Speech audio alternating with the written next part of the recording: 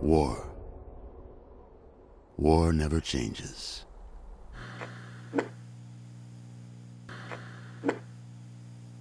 Fallout 3 takes place about 30 years after the conclusion of Fallout 2. So it's 2277, I believe.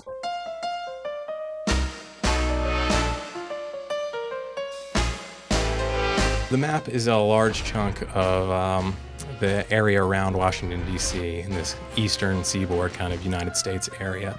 So this distance in time and place, it gives us kind of an area to carve out our own niche. So the game takes place in a vault, Vault 101, where you start.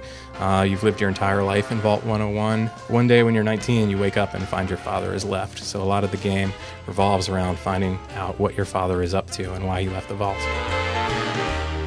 Washington, D.C. itself is probably about a quarter of the map. It's spread out, it ranges from more suburban type areas on the outside to straight up urban type areas right in the core of D.C.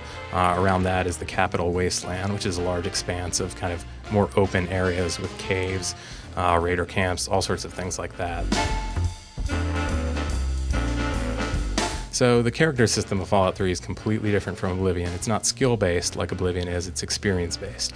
So you get experience points from killing enemies, but the majority of it comes from questing. Every single quest in Fallout 3, one of the things we're trying to do is provide as many paths through as we possibly can. The example that we use is, the Megaton bomb quest in the demo.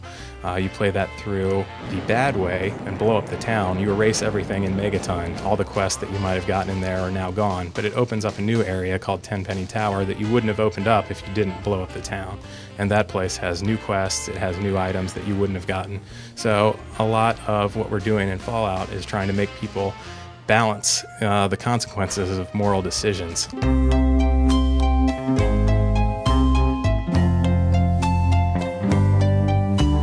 You can approach Fallout 3 as a completely straight-up first-person shooter with RPG elements if you want, but we don't really want to necessarily reward the player who's just going to play it as a first-person shooter. We really want to reward somebody who's going to come at it from an RPG angle, who's going to, pay attention to their stats, how they level up their character, what equipment they take.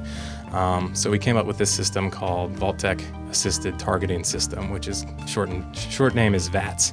VATS allows you to basically, within any combat situation at any point you want, you can pause time, you can examine your combat situation, then you can use action points to do certain actions, such as I want to target this guy's leg and then I want to shoot his head.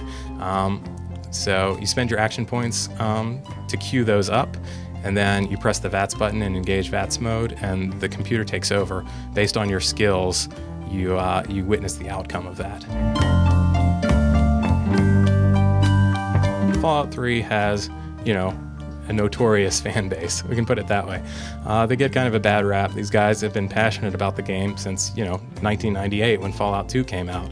And they kept being promised a new game in the series, and then Fallout Tactics came out, and that's not exactly what they want. And then Brotherhood of Steel came out, and that was definitely not what they were looking for. So, it's been a long time since they've seen one of these games. They've been waiting for it a long time, and they want somebody to come along and do it right. So, our response is basically trying to respect everything that they liked about the old series while still doing a game that, appeals to modern players. Essentially, when we start out Fallout 3, we make a list of, let's say who our dream actors are for these roles.